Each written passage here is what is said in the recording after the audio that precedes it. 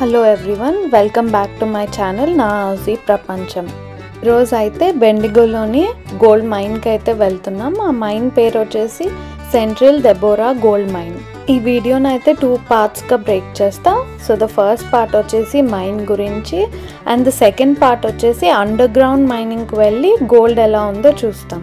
ఈ వీడియోని అయితే ఎండ్ వరకు చూడండి, యాజ్ నేను interesting topics on real life gold discovery అయితే చూపిస్తా. ఇంకా నా ఛానల్కి సబ్స్క్రైబ్ చేయలేదంటే please do subscribe to my channel. Gold discovery అయితే బెండిగోలో అక్టోబర్ 1851లో స్టార్ట్ అయింది.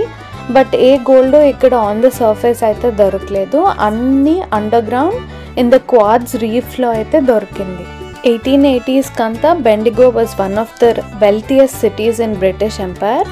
Miners all over the world వచ్చినారు, from China, UK, Europe and even India నుంచి. ఇప్పుడు మీరు చూస్తుండేది వచ్చి మైనర్స్ చేంజింగ్ రూమ్. ఈ చేంజ్ రూమ్లో వాళ్ళ వర్క్ గేర్ చేంజ్ చేసుకుంటారు బిఫోర్ వాళ్ళు అండర్ గ్రౌండ్కి వెళ్ళే ముందర. It's also call the dry room because miners వచ్చినప్పుడు వాళ్ళ వర్క్ వేర్ అంతా చాలా వెట్ అండ్ డర్టీగా ఉంటుంది. సో ఈ ప్లేస్లో క్లీన్ అండ్ డ్రై ఆఫ్కి పెడతారు.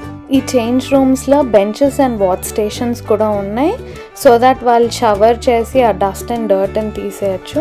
ఈచ్ మైనర్కి ఒక డెసిగ్నేటెడ్ హుక్ అయితే ఉంటుంది ఆర్ లాకర్, సో దట్ వాళ్ళ క్లోత్స్ హ్యాంగ్ చేసేదానికి. ఎవ్రీ మైనర్ అయితే కంపల్సరీగా ఈ వర్క్ వేర్ వేసుకోవాలి. Steel boots or heavy leather boots, helmets and leather gloves. Under ground accidents అయితే చాలా కామన్ అయినాయి, ఇదర్ ఫాలింగ్ రాక్స్ నుంచి లేకపోతే మిషనరీ ఇంజనీర్స్ నుంచి. 1930s to 1950sలో మైన్ సేఫ్టీ లాస్ ఇంప్రూవ్ అయినాయి. సో ఫస్ట్ ఎయిడ్ రూమ్స్ అనేది కంపల్సరీ అయినాయి ఇన్ ఎవ్రీ మైన్. మీరు ఇప్పుడు చూస్తుండేదైతే different types of lamps. Miners అయితే మైన్స్కి వెళ్ళే ముందర ల్యాంప్స్ అయితే ఎత్తుకు వెళ్తారు. అప్పుడైతే కార్బైడ్ ల్యాంప్స్ ఎత్తుకు వెళ్ళేవారు, బట్ ఇప్పుడు ఎలక్ట్రిక్ ల్యాంప్స్. ఈ కార్బైడ్ ల్యాంప్స్లో ఉండే ఫ్లేమ్ అయితే మైనర్స్కి హీట్ అయితే ఇస్తోంది మైన్స్ లోపల. బట్ డిసడ్వాంటేజ్ ఏమంటే if not handle correctly gas could ignite instantly. ఈ ల్యాంప్ని అయితే కాల్షియం కార్బైడ్ అండ్ వాటర్ని కంబైన్ చేసేవాళ్ళు. ఆ వైట్ ఫ్లేమ్ ప్రొడ్యూస్ అయ్యేది because of the production of acetylene gas. ఈ రూమ్ వచ్చేసి the power hub of the whole mine, nothing but the engine room.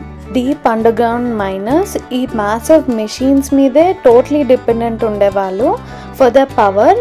దేనికోసం అంటే drills, pumps and even lifts కోసం. Every minor mine లోపల వెళ్ళాలి అంటే ఒక కేజ్, లైఫ్ కేజ్లో పెట్టి ఈ మెషిన్స్ ద్వారా కిందకి వెళ్ళేవాళ్ళు మైన్స్ లోపలికి. In the same way gold ore కూడా hundreds of metres below the surface నుంచి ఈ మెషిన్స్ ద్వారా పైకి తెచ్చేవాళ్ళు.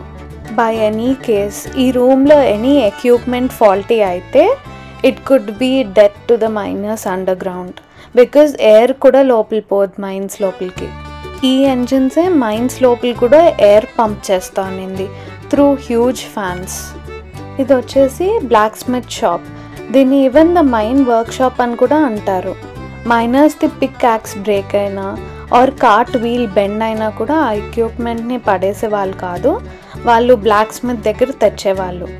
ఫైర్, మెటల్ అండ్ స్కిల్స్తో బ్లాక్ స్మిత్ ఈ టూల్స్ని రిపేర్ చేసిస్తూ ఉండే.